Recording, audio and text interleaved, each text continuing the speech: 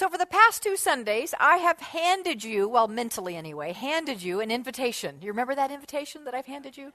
The beautiful envelope, the calligraphy, your name calligraphied on it, and inside with raised, engraved gold lettering, that invitation said, who can tell me? No, I'm not going to push it to ask it today. Here's what it said. You are cordially invited to let 2017 be the year that you awaken, truly awaken to the beauty of life that Spirit intends for you to live. That's what your invitation said. You are cordially invited to let 2017 be the year that you awaken, truly awaken to the life of beauty that Spirit intends for you to live. And I've asked, I heard a wow, I like that. Yeah, I've asked a question the last couple of weeks. I'll ask it again this morning. What would your life be like if you RSVP'd yes to that invitation? And my hope, my prayer, my intention is that as this month has unfolded so far, that you are answering yes to that invitation and that you are seeing your life open in beautiful and wondrous ways. Because that is how it works. When we say yes to life, life says yes to us. Amen, sisters? Amen. So I'm going to deepen the question this morning, expand the question this morning, and ask, what would your life be like in 2017 if you stayed fully awake and fully present even in the middle of the wake? What would your life be like if you stayed fully awake and fully present even in the middle of the wake? Now, what do I mean by the middle of the wake? Well, how many of you are boaters? I mean, like to be on the water. Yeah? No, look at some of you are like, no, I don't think so. Renee said in first service she likes to be, she's a yachter, not necessarily a boater, but she'd rather be on a yacht. Yeah, on a yacht, but not a boat. Well, I happen to love being on the water, love being in boats. I know that one of the blessings that came out of a past marriage that wasn't so great, but one of the blessings of that was that my ex-husband introduced to me to boating and to water skiing. And I loved, after I learned, it took me an entire summer to actually get up, but once I did, I was really good. I have my own ski. I still have it. I might have to turn it into free cycling because I haven't used it in a long time, but it's a Cypress Garden ski. It was like a really good ski, and I love to water ski. Any water skiers here? Okay, a couple of you. So what you know is that when you're behind a boat, there's a wake, right? And the bigger the boat, the bigger the engine, the bigger the wake. And if you stay on your ski in the middle of the wake, it's relatively calm. But if you go out just a couple of feet on either direction, there's this roiling wave of water that if you don't pay attention, if you don't stay awake, you can float out into that. And anybody ever had the experience of drinking a whole lot of water as you go flipping in the air? Because right, so have I.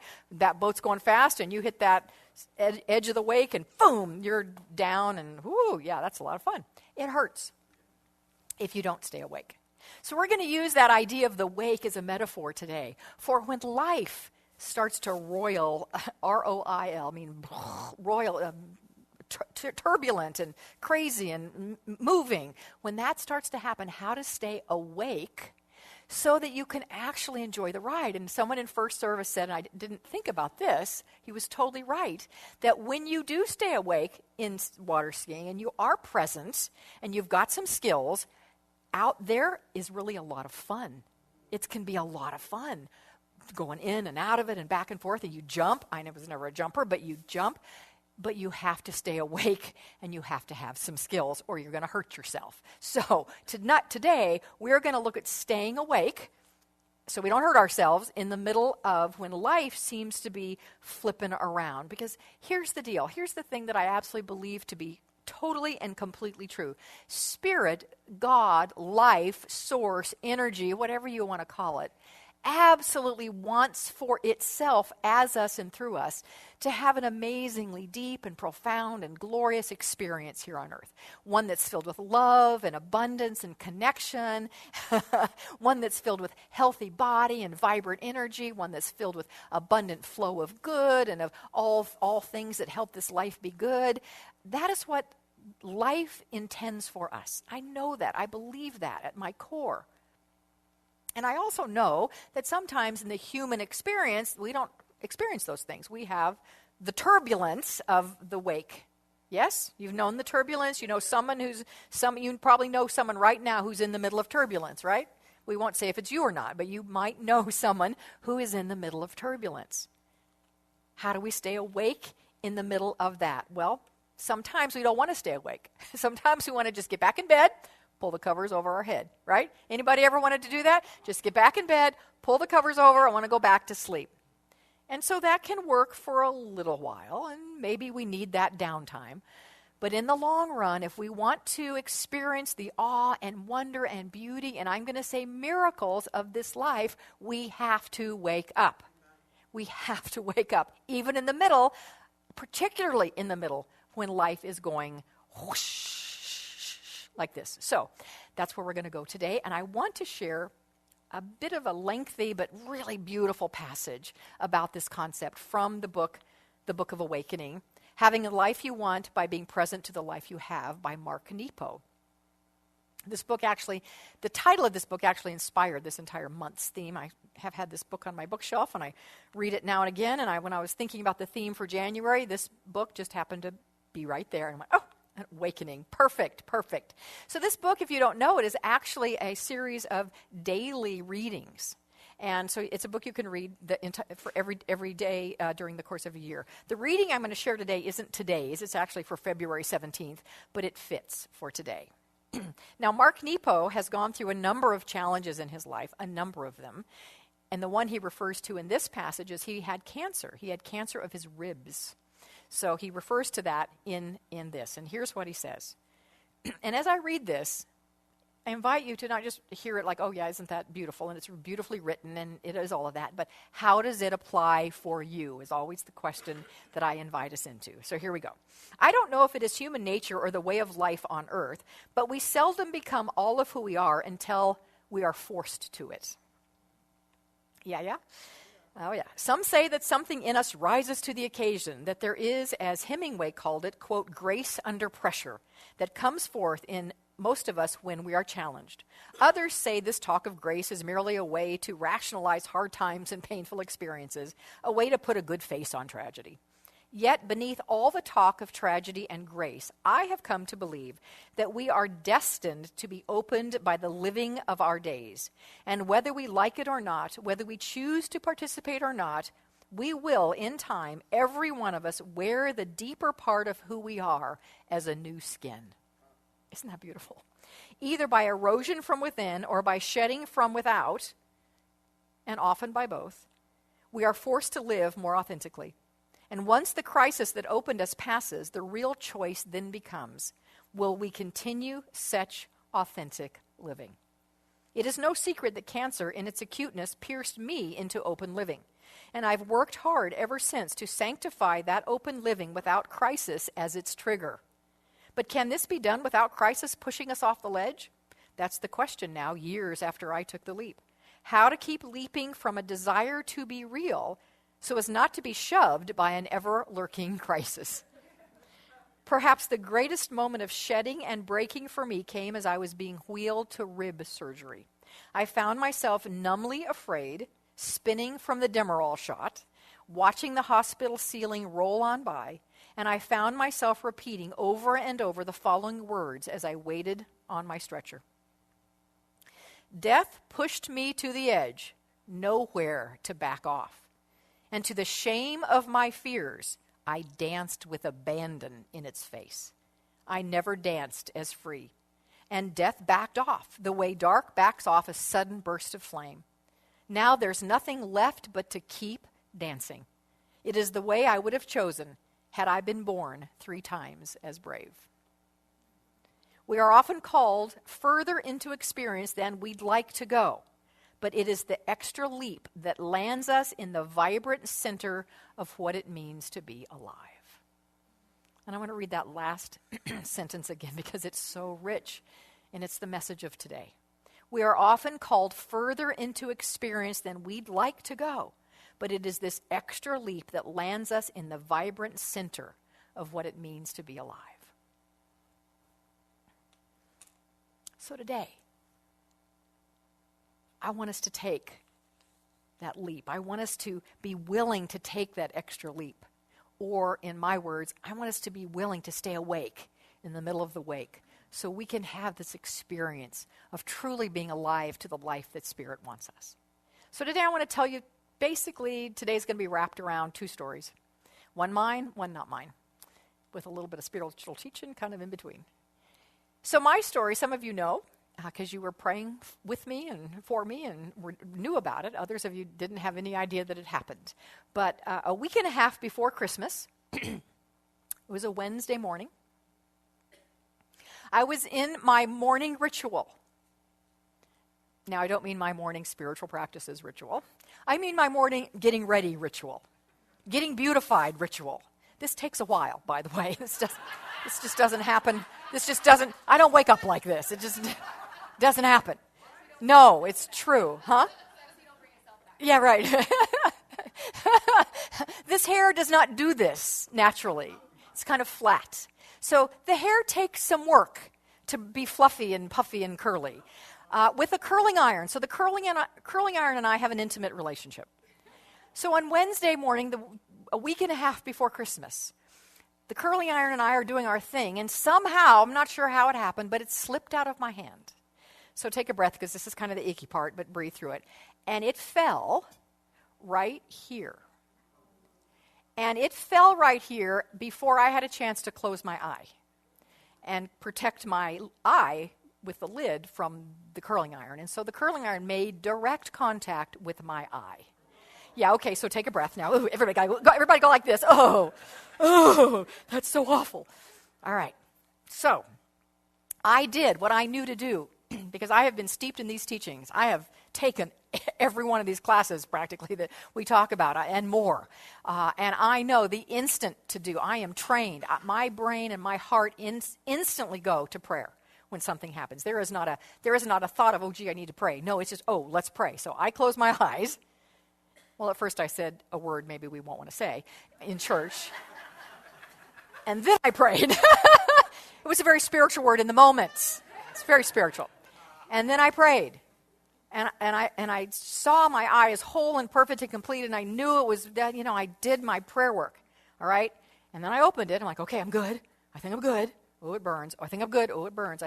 Well, I just decided because I don't know if you're maybe a little like me, you're just going to push through it. It's okay. You're just going to push through it. So I came to church. I had a meeting. I had an appointment with Dr. Bobby, actually.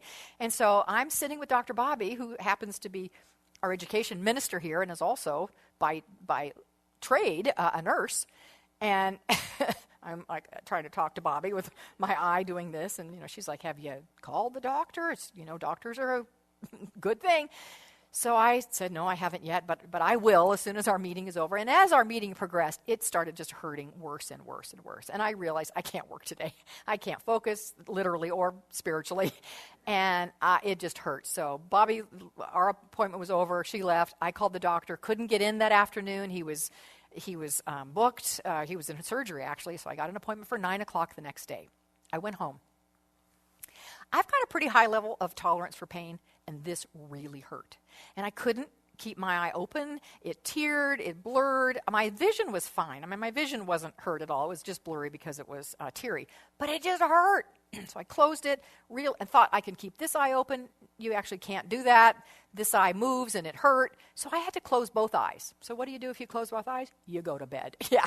So I went to bed with an ice pack on my eye, but I couldn't sleep because it hurt. It really hurt. And then the real suffering came because my head started to spin. My brain started to spin. My brain started to go into the, oh my gosh, how long is this going to last? How long am I going to be in pain? Am I going to be able to work on my talk tomorrow and sit at my computer, because that's what I do on Thursdays? Am I going to be able to have the full plate of appointments that I've got scheduled for Friday? Am I going to be able to do Sunday? If I am able to do Sunday, am I going to have a patch on my eye? Oh my gosh, Christmas is a week. Blah, blah, blah, spin. Anybody ever spin when they have something happen? You spin. And then I had a moment of awakening, because my friends, when we are spinning, we are not awake. When we are spinning, we're off in the future, or we're spinning in what happened in the past. One or the other. I was spinning future, but we can spin in past as well. We are not awake. We're spinning someplace else.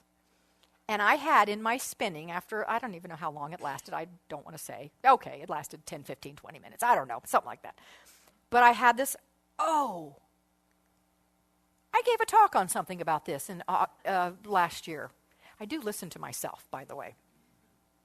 And it was on a book called Healing from the Inside Out by Richard Moss. See if you remember. I hope some of you remember this. It was I looked back, it was August of last year. And in this book, Richard Moss says how our suffering is greatly enhanced, whether it be physical, mental, emotional, spiritual, because of our going into the future or going into the past. That our pain and suffering is greatly enhanced when we do those things, and conversely, greatly reduced when we come back to this present moment. And good for you, you do remember. We had mandalas of being. He in the book suggests this mandala of being that takes you back to the present moment. Does anybody besides Tamara remember that? Okay, good. A number of you do. Yay, I'm so happy to hear that. Do you know where your mandalas are? Yes, good. Well, I remembered it in my mind. Couldn't see it at the time because I had my eyes closed. But I remembered when you come back to the present moment, suffering is eliminated, dissolved, lessened at least when you come back to the present moment. Why is that true? Because that's where God lives. That's where Source lives. That's where life lives. God is in that present moment. I love these words from Ernest Holmes in our textbook at page 334. The mystics have taught us that there is but one ultimate reality, and that this ultimate reality is here and now. Now, in all caps. The great mystics see through the veil of matter and perceive the spiritual universe. They have taught that the kingdom of God is present now and, in all caps, needs but to be realized. I will say needs but to be awakened to. God's love resides in the present moment. God's energy of life congeals in this present moment. Divine intelligence lives in this present moment, and wholeness exists in this present moment. Quoting from the book Inside Out by Richard Moss, he says, "Every instant we are fully awake and present to the present moment is a moment of restoring ourselves to wholeness." Because the atoms, the molecules, the cells of our bodies actually reorganize themselves in lesser or greater degrees of wholeness according to how present we actually are. And he gave some scientific research to back this up. But Ernest Holmes said, not scientifically, but spiritually, love, which is in the present moment, is the grandest healing and drawing power on earth.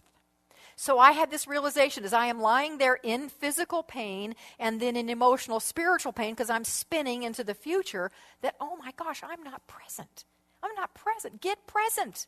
Let's just test this theory right now. Let's get present. So I did what I know to do to get present.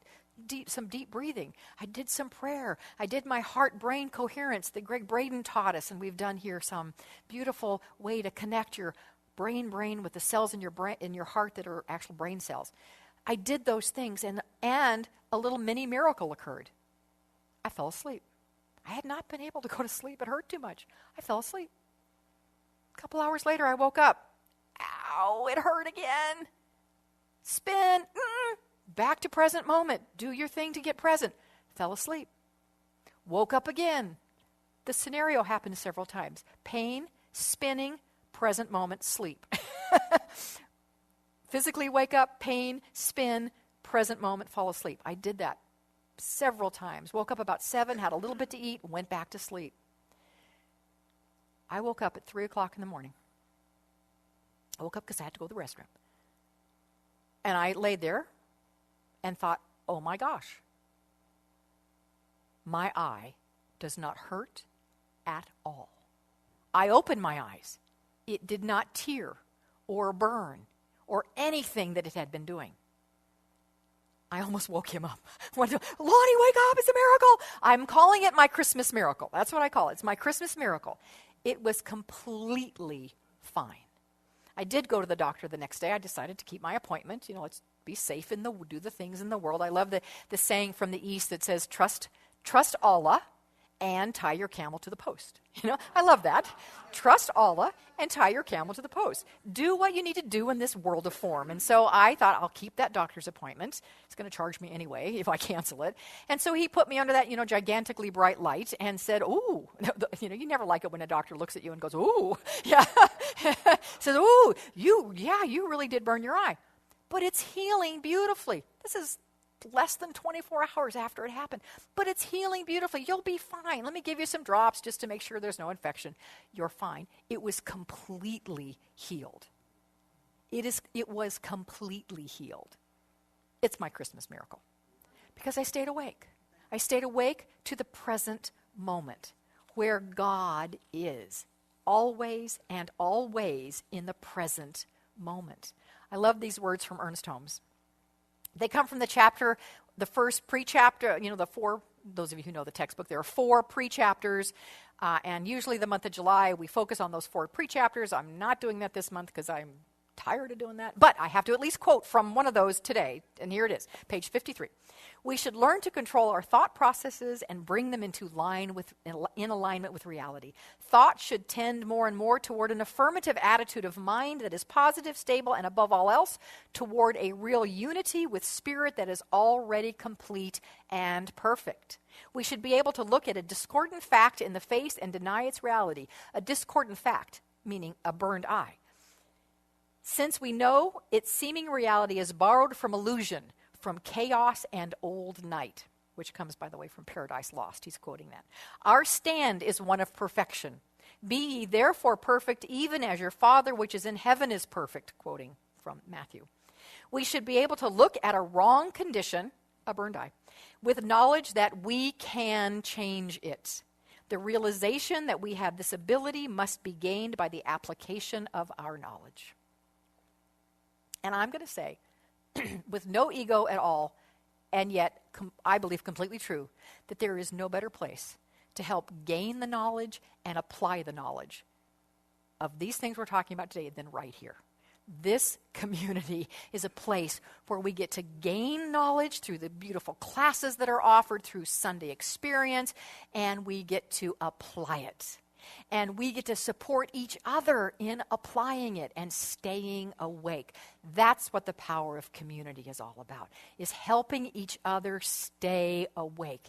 You can get these principles anywhere these days. It is not in a Science of Mind or other New Thought church that you have to come anymore to get these principles. Joel Osteen has a new book about change your life through your thinking or something like it. That's not quite the title, but Think a Good Life or something like that. It could have been written by Ernest Holmes, I'm pretty sure.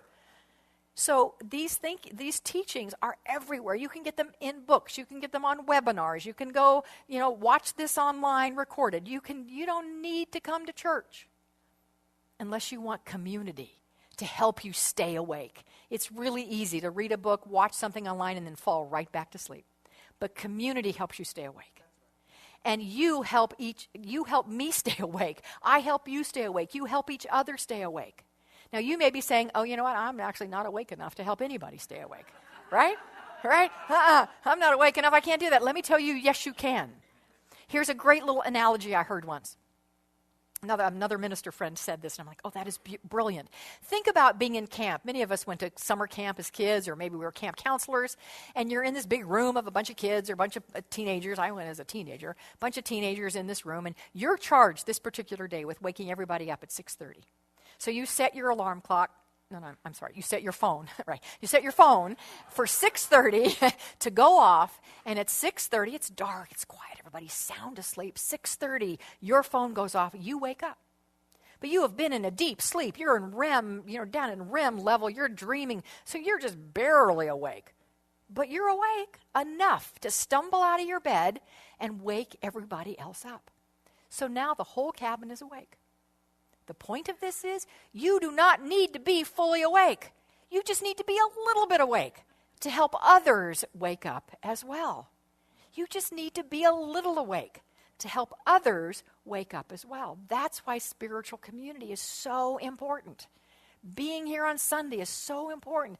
Being in classes is so important. And we've got great ones coming up. I encourage all of you to find the one that works best for you, whether it's Foundations or the Essential Earnest or the Forgiveness or the Teachings of Jesus. 4 amazing classes. One of them is for you. I know it. It'll help you stay awake. Not only help you stay awake, you being in it will help others stay awake, because that's what we do for each other in community. So I told you I had 2 stories for you. I'm going to give you the second one now. The second one is from our beloved Cerise Patron, who is actually supposed to be our soloist today. And again, Renee, I thank you for stepping in at the last minute, for saying yes. And again, we've missed you, so I'm really glad we got to have you here today. I'm really glad. Cerise was supposed to sing here today. Cerise, many of you know her story because she's on Facebook and shares everything on Facebook. But in case you don't, briefly, 5 weeks ago she had surgery, and it did not go as she had planned. And she wound up back in the hospital with the second surgery. That had complications. She wound up back in the hospital, and she's kind of had a rough road these last 5 weeks.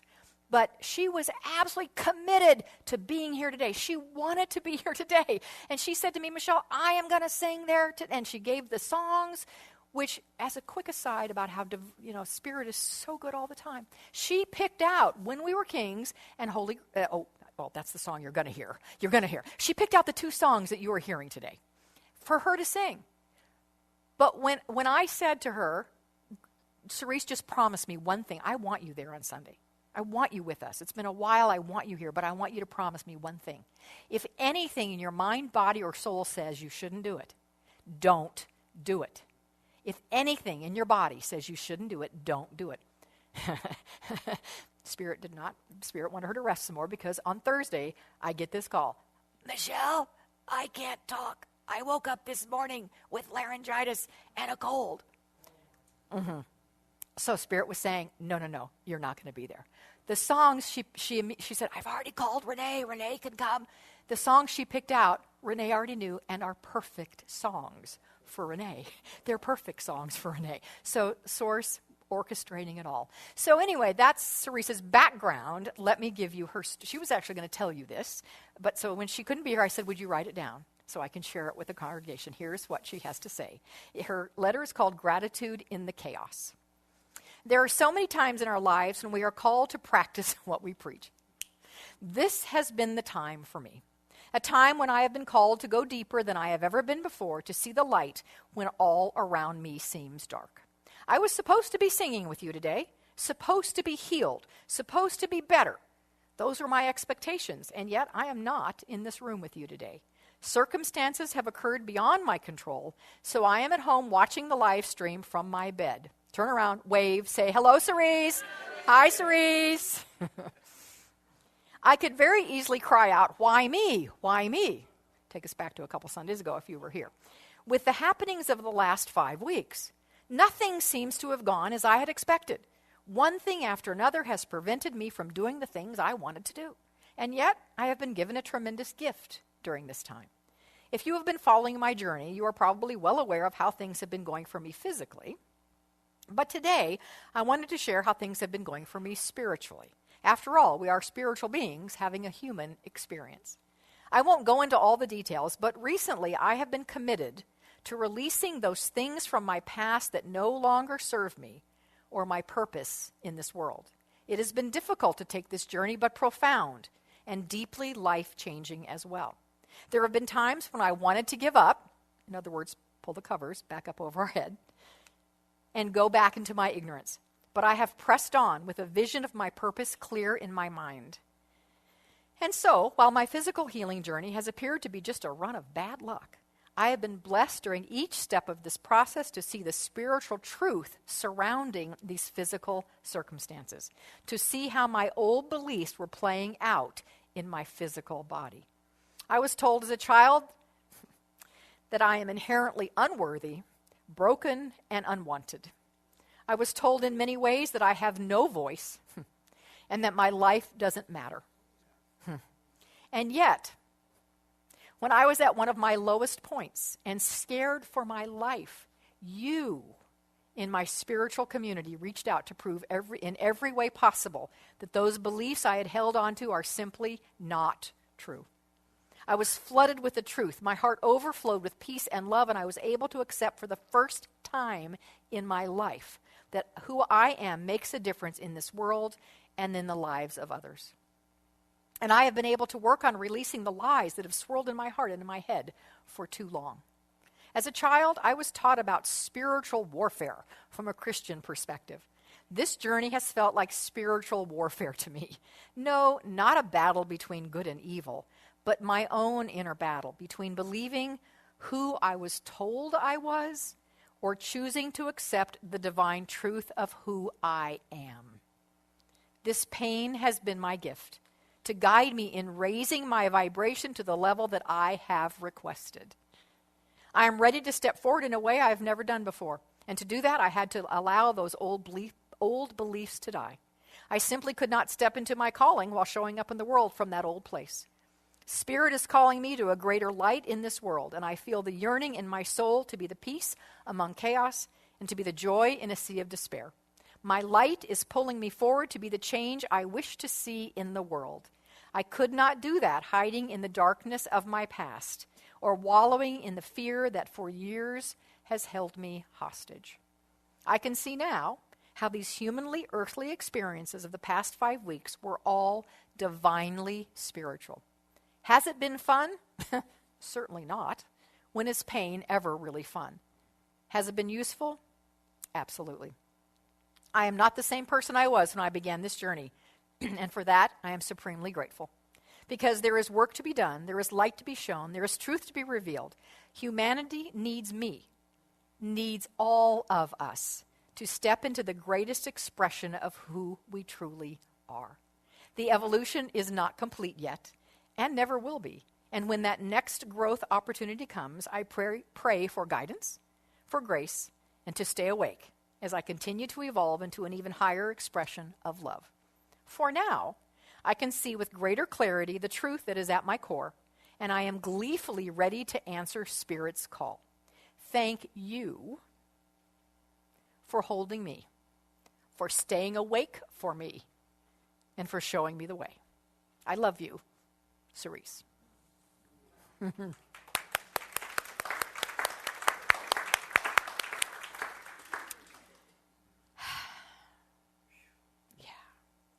So that final quote that I shared from the Book of Awakening by Mark Nepo. We are often called further into experience than we'd like to go. Cerise got called further into that experience than she wanted to go. But it is the extra leap that lands us in the vibrant center of what it means to be alive. So we're being called right now, individually, as a community, as a nation, to take a leap. To take a leap. What does it really mean to stay awake and centered in the storm, in the wake? Our nation right now is divided in ways it probably has not been divided in a very long time, if ever. We have a new president. Some people think that's great. Some people are terrified by it. And I know we have different views in here, and I'm not here to say in either view is right and wrong. What I am here to say is that for those of you who feel like it's awake and it's roiling, this is the moment to stay centered and awake right in the middle of it. This is how we bring about greater love than we've ever experienced before. Greater beauty, greater joy, greater equality, greater respect, greater life, more abundance for all. This is how we bring it, by staying in the middle, even when we think things are roiling. So whether you're there politically or whether you're there personally, my message to you this morning is stay awake.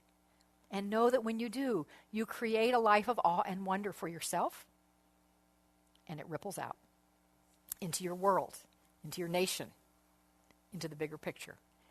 And what we know then, what we create then, is a life that is holy, absolutely and completely holy. Let's close our eyes. Let's pray. Let's turn within. recognizing and realizing and feeling into the presence of God, the presence of life, the presence of love, the presence of deep wisdom, infinite, in fact, wisdom, the presence of wholeness, the presence of holiness. This is the presence of God. And this presence is here, in this room. We feel it. We feel into it. And this presence is in this room because God is all there is. And so God's wholeness and love and divine intelligence and wisdom and holiness and wholeness is everywhere. And equally in everyone. In everyone. Who we agree with or not. Who we politically support or not. God is in everyone and everything. That is the truth. So this morning we anchor in that truth. And as we do, we move into a greater space of awakening. Awakening to the truth, knowing the truth, living from the truth, being present to the present moment, seeing God in it all, and knowing that every single thing that occurs in our lives is here to call us forth into greater light, greater love, and greater holiness. So I call it all good, and I'm grateful for it all. And in that gratitude, I release this prayer. In that gratitude, I say yes, as I know God's divine law has said yes. And in my yes and in my release, I let it go and let it be and let it unfold in perfect order, in perfect timing, and in divine right action. This is what I know occurs. This is what I trust. And in that trust, I seal this prayer in faith, in trust, and in truth. And so it is.